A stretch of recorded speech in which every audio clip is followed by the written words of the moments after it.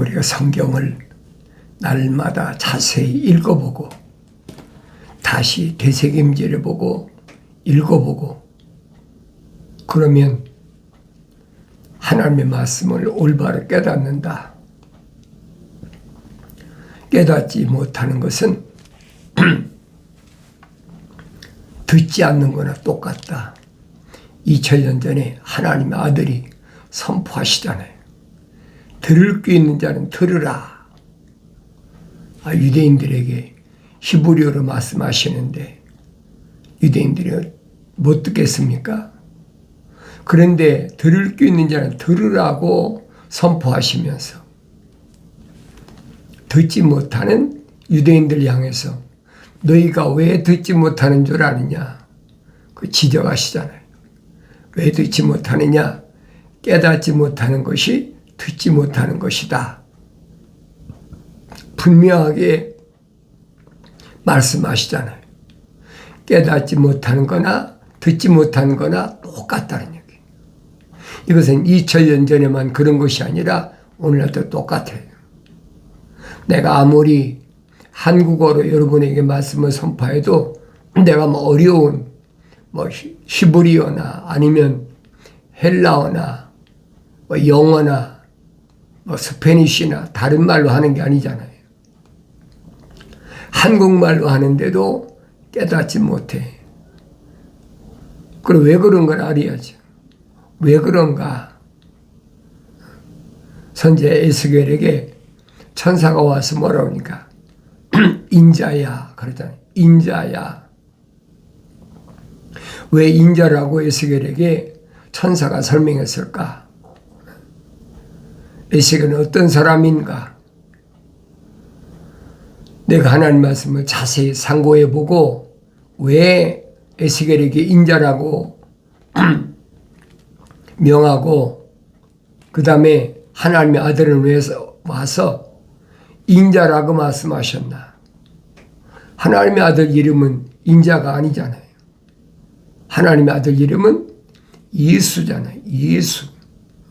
나사렛 예수. 그런데 인자라. 인자가 온 것은 여러분 성경 읽어보세요. 마태복음, 사복음서에서 인자란 말이 얼마나 많이 나왔나.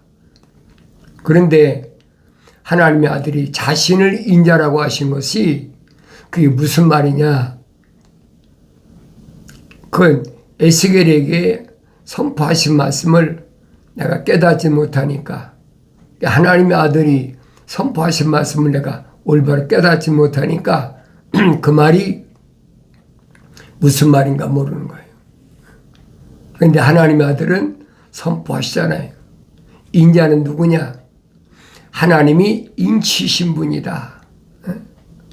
하나님이 도장치신 분이다. 사도들은 뭐랍니까? 성령으로 인쳤다. 이게 인쳤단 말은 성령으로 완성됐다는 거예요. 성경이 전부 그 얘기를 해주고 있거든요. 내가 읽고 되새김질하고 읽고 되새김질해보고 계속 상고해봐야죠. 어린아이 때는 못 알아들어도 먹고 성장하면 알아야 되죠. 그러니까 제자들에게 주님 말씀하시잖아요. 공중의 새도 집이 있고 여우도 굴이 있는데 인자는 머리 둘 곳이 없다. 그 말을 깨달아야 된다는 얘기. 세상에 집이 없다는 얘기가 아니에요. 세상에 집이 필요가 없다는 얘기죠. 인자는 머리 둘 곳이 없다. 제자들이 생각할 때는 그렇게 많은 사람들이 와서 구름대처럼 몰려왔는데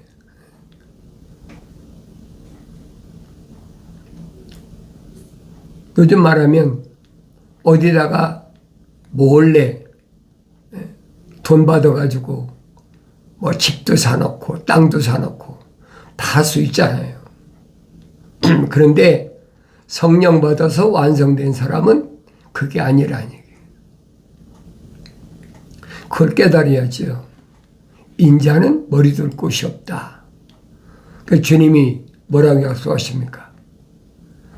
내가 가서 아버지 집에 가서 너희 있을 처소를 예비한다.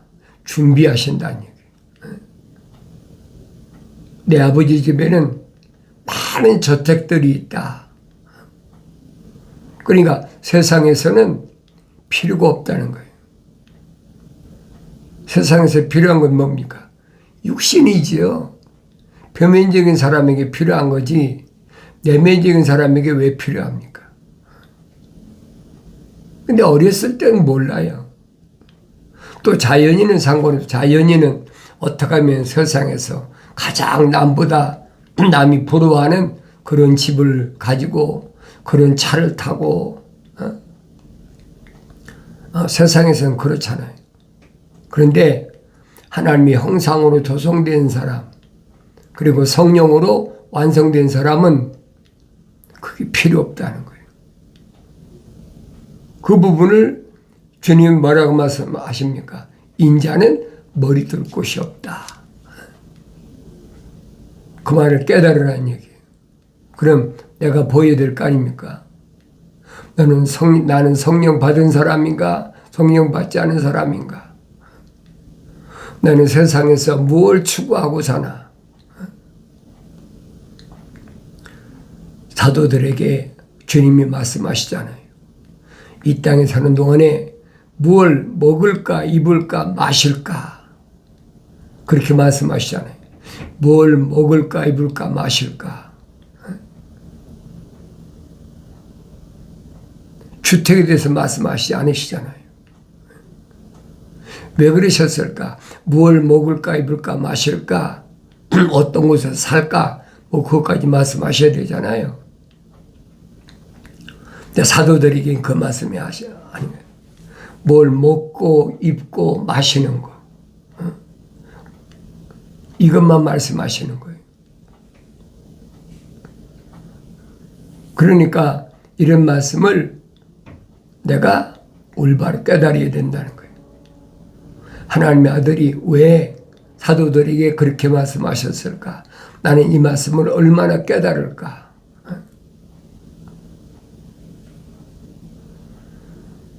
세상에서는 나그네 같은 생활이다. 잠깐 왔다가 아버지 집으로 가야 되는 기간이다. 그걸 어떻게 깨닫겠어요? 철학적으로 이런 표면적인 사람이 사람이라고 하면 의식적으로 해결돼야 될 거 아니에요. 근데 하나님의 아들은 그렇게 말씀하지 않으시잖아요. 성령으로 완성된 사람이 인자다. 그걸 깨달으라는 얘기예요. 하루아침에 깨닫는 게 아닙니다. 그러니까 하나님 말씀을 계속 상고해 보면 그걸 알죠. 왜 첫사람 아담을 하나님의 동산에 데려다 놓으셨나? 왜 그랬겠어요? 관리하고 지키라는 거예요. 완성되어야 된다는 거예요. 하나님의 거룩하신 사랑의 생명이 들어갔는데도 하나님 말씀에 경청하지 않으니까 영생의 자리에서 실패했다. 낙오자가 됐다. 성경 그 말씀해 주고 있잖아요. 이런 것을 남의 핑계 대지 말라는 얘기예요. 누구 때문에 그랬습니다. 하나님 말씀은 자기가 들었지. 이브가 들었습니까? 그 책임전 가고 있잖아요. 하찮은 피조물이 창조주 하나님 향해서 하나님 당신이 만들어준 그 여자가 그렇잖아요. 나로 하여금 선과 악의 지식의 나무에서 난 거 줘서 내가 먹었다. 그 책임은 누구한테 있다는 거예요? 하나님께 있다는 거죠. 그게 반역이란 말이에요. 그 말 같은 얘기를 해야죠. 내가 성경을 읽고 되새김질해 보고 읽고 왜 그랬을까? 첫사람 아담은 미완성된 사람이다. 혼적인 사람이다. 사도바울이 밝히잖아요. 우리가 다 첫사람 아담처럼 혼적인 몸을 입었다면 가정입니다. 혼적인 몸을 안 입은 사람도 많이 있어요. 첫사람 아담은 생명의 호흡이 들어간 사람이에요. 생명의 호흡이 안 들어간 사람이 얼마나 많아요.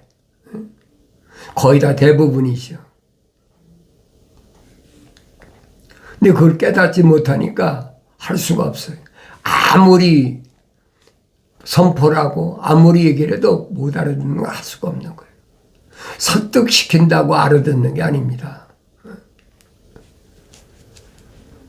그래서 책망받았으면 빨리 돌이키라는 얘기예요.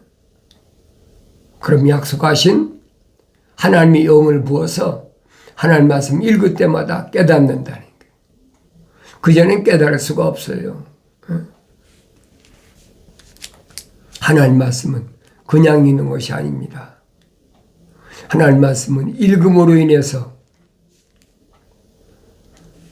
내가 깨달아야 되는데 깨닫지 못하는 건 왜 그랬을까? 사도를 통해서 또 하나님의 아들을 통해서 선포된 말씀이잖아요. 세상에는 하나님의 아들이 거처할 곳이 없다. 인자가 거처할 곳이 없다. 완성된 사람이 하나님의 그 형상을 닮아서 하나님의 모습을 닮은 사람, 성령받아 완성된 사람은 세상에 거할 곳이 없어요. 왜? 계속 치이잖아요. 하나님의 아들 안 봅니까? 하나님의 아들이 다른 말씀 하시는 거 봤어요? 다른 말씀 안 하시잖아요.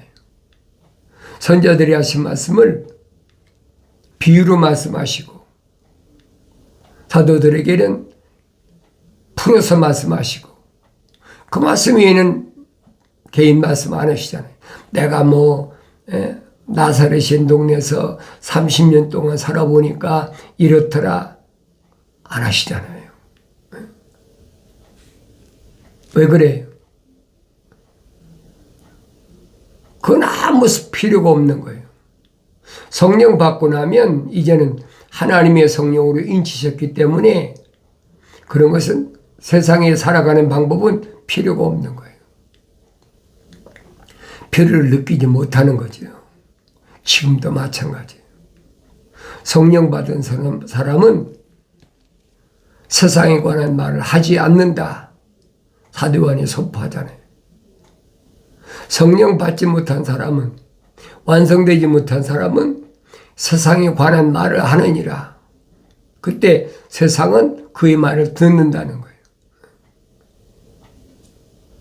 그럼 나 자신을 봐야 될 거 아니에요. 나는 누군가? 나는 성령 받아 완성된 사람인가? 내가 아무리 성령 받아 완성된 사람이라고 내 입으로 큰 소리 쳐도 그 입에서 나오는 말 들어보면 알지요. 나 자신을 돌이켜봐야 돼요. 그러니까 사도 바울이 설명하잖아요.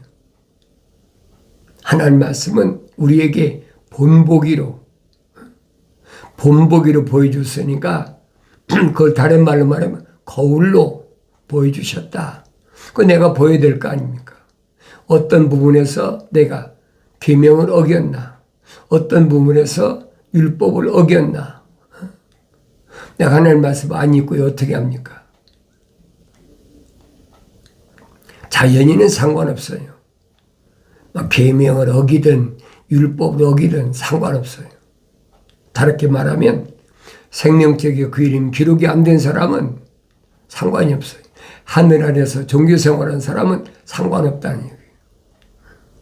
그런 사람을 자연인이라 사도 바울이 설명하잖아요. 첫사람 아담처럼 혼적 몸을 입었다면 마지막 아담, 완성된 아담의 모습이 하나님의 아들 예수 그리스도시라 이 말이에요. 그 내가 성령 받고 이렇게 깨달을 거 아닙니까? 마지막 아담처럼 영적인 몸을 입어야 된다. 하나님의 아들이 영적인 몸을 입어야 된다. 성령으로 완성됐잖아요. 육신 입고 오셨는데 성령으로 완성됐다. 똑같은 얘기잖아요. 하나님이 아들만 성령 받아야 되고 나머지 사람 성령 안 받아도 된다. 그건 기독교 아니에요. 하나님의 아들이 누구만 선택하셨나를 내가 성경을 읽어야 될 거 아닙니까? 너희는 주의 책을 찾아 읽으라. 찾아 읽으란 말은 자세히 읽어보란 말이에요. 읽고 묵상하고 먹고 되새김질하고 베레아 사람처럼 날마다 하나님 말씀이 그런가 하여 상고해 보면 알지요. 하나님 형상으로 조성된 사람이 책망받고 돌이켜서 모습을 닮아서 성령받아 완성되면 세상엔 머리 둘 곳이 없는 거예요. 가는 데마다 치이거든요. 여기가 더 치고 저기가 더 치고. 하나님의 아들이라고 아무리 유대인들이 말하는 그들이 있었습니까? 그러니까 사도들에게도 말씀하시잖아요. 아무에게도 내가 메시아란 말 하지 말, 그리스도란 말을 하지 말라는 얘기. 왜 그런 말씀을 하셨을까? 그렇잖아요. 수가서 여인처럼 동네 가서 내가 메시아를 만났다. 그래 사람들이 몰려오니까 얼마나 좋겠느냐. 그런데 사도들에게는 1절 한 부령을 내리죠. 아무에게도 말하지 말라. 왜 그렇습니까? 그런 얘기하면 내가 있는 동안도 너희가 더 어려움 당한다는 거예요.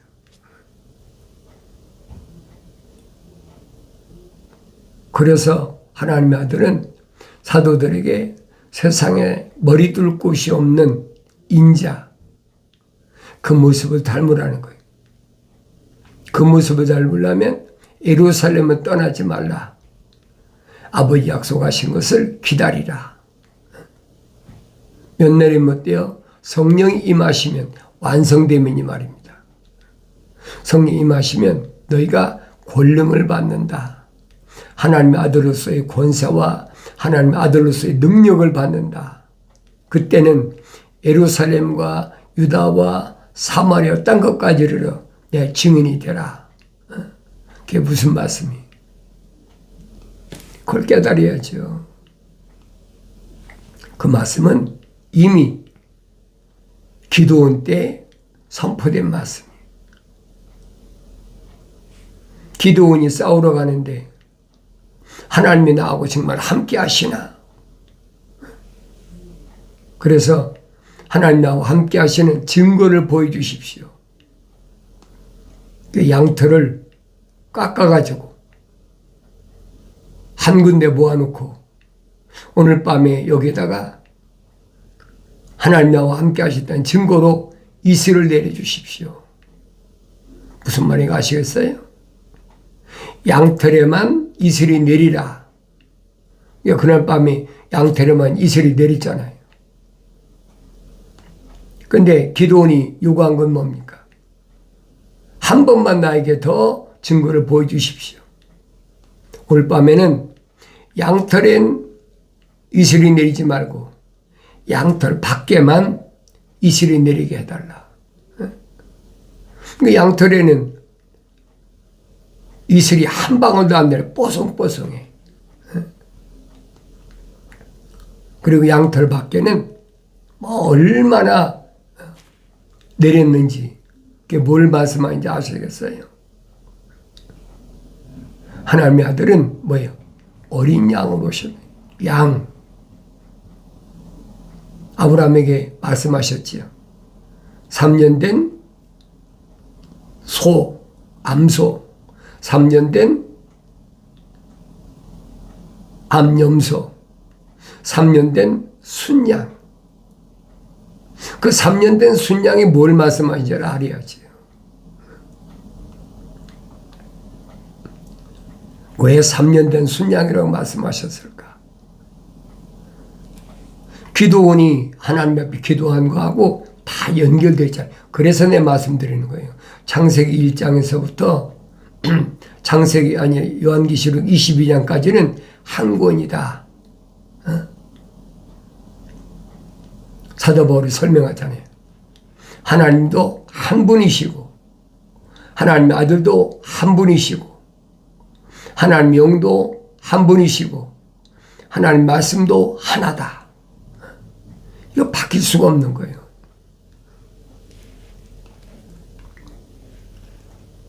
그러니까 하나님의 말씀은 하나님의 입에서 나온 말씀이기 때문에 내가 읽어야 안다는 거예요. 어떻게 읽어요? 성령 받고 읽어야 한다는 거예요. 이미 기도원 때 양털에만 뭐가 내렸어요? 이슬이 내렸잖아요. 이슬은 모세가 신명기에서 밝히잖아요. 이슬은 말씀이다. 내가 주장하는 게 아니에요. 이슬은 말씀이다. 그러니까 양은 유대인을 가리켰잖아요. 하나님의 어린 양이다. 그러니까 양털에만 이슬이 내린 거예요. 그걸 깨달아야 될 거 아닙니까? 그런데 그 다음에는 양털에는 하나도 안 내리고 어디만 내렸어요? 땅끝까지. 다른 곳에만 이슬이 내렸단 말이에요. 그게 뭡니까? 하나님의 아들이 개혁하신 거예요. 그러니까 3년 된 순양을 아브라함에게 희생제물로 바치라고 그런 거예요. 그걸 내가 성경 읽으면 깨달아야 되는데 성령 안 받아서는 깨달아지질 않아요. 성령 받았어도 어린아이 때는 못 깨달아요. 날마다 말씀을 상고하면 깨닫잖아요. 아, 그랬구나. 왜 주님이 비유로 말씀하셨나? 성경에 빠진 것이 없잖아요. 다 연관되어 있어. 연결되어 있어. 뭐에 대하여? 창세기 1장, 2장, 3장 이 말씀이 기초로 해가지고 창세기 4장부터 요한계시록 22장까지는 한 권으로 한 맥락으로 되어 있단 말이에요. 그게 기독교 진리예요, 여러분. 늘 말씀드리잖아요. 창세기 1장, 2장, 3장을 모르면 성경은 아무리 읽어도 알 수가 없다. 하나님의 아들이 왜 인자라고 말씀하셨는지, 왜 사도들에게 예루살렘을 떠나지 말라, 아버지 약속하신 성령을 보혜사 파라크레토스 위로자이신 성령을 내가 받아야 된다. 그 예루살렘이죠. 유다와 사마리아까지. 그 유대 나라 아닙니까? 오늘날 이스라엘의 나라죠. 그 나머지는 땅끝까지 나에 대한 증인이 된다. 하나님의 아들에 대한 증인이 된다. 그게 얼마나 걸렸어요? 1900년 동안 걸렸잖아요. 1900년 동안 걸리고 마지막에는 이스라엘이 회복된다. 무화과나무의 비유를 말씀하시잖아요. 무화과나무가 가지를 내고 잎사귀 연해지면 여름이 가까운 줄 알라. 추수 때가 가까웠다는 거예요.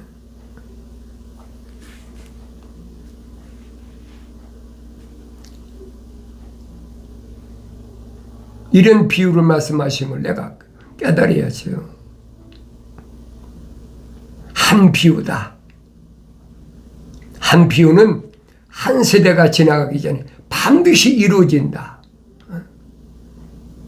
루체 말씀드리잖아요. 그걸 깨닫는 사람은 막 기후변화가 어떻다, 전쟁이 어떻다, 뭐 때문에 사람들이 얼마나 많이 죽었다, 아무 관심 없어요. 그러면 그래. 인간이 잔인하다, 인간성이 뭐가 결여됐다, 별하별수로 다 하거든요. 그게 왕따 당하는 거예요. 그래서 상관없어요. 결말엔 요한계시록 가면 끝나니까. 생명의 책에 그 이름이 기록되지 않은 사람은 다 불못에 던지우더라. 그거 끝나는 거 아닙니까? 항상 내 머릿속에 어디에 초점을 맞추냐 이 말이에요. 그걸 내가 깨달으란다고 깨달아지겠습니까?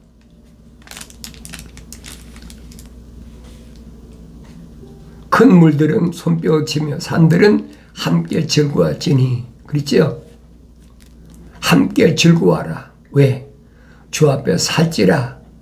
이는 그가 땅을 심판하러 오시기 때문이라. 그가 세상을 의로, 그 백성을 공평으로 심판하리라. 이건 바뀔 수가 없어요. 반드시 이루어질 일들이에요. 그러니까 뭐 새 노래로 그를 찬양하라. 그러니까 우리가 새로운 노래를 작곡해야 된다. 그 요한계시록 안 읽어본 사람이 그런 얘기하는 거예요. 새 노래는 피조물이 가르치는 게 아니에요. 새 노래는 누가 배운다고 그랬어요? 14만 4천. 그러니까 시편 다윗의 시를 그럴듯하게 인용해서 서로를 찬양하라, 즐거워하라. 그러니까 아무나 즐거워하고 찬양하면 다 되는 거죠. 표면적인 사람이야. 감성이 있으니까 음악을 들으면 슬퍼하기도 하고 기뻐하기도 하고 우울하기도 하잖아요. 그런 말이 아니란 말이에요. 사도 바울이 설명하잖아요. 뭐라고 설명합니까? 마음으로 기도하고 마음으로 찬송하라. 이런 말씀을 내가 성령 바다에 깨달아요. 나의 청망을 듣고 돌이키라. 보라, 내 영을 부어서 내 말들을 알게 하리라. 약속하신 말씀을 기억하시기 바랍니다.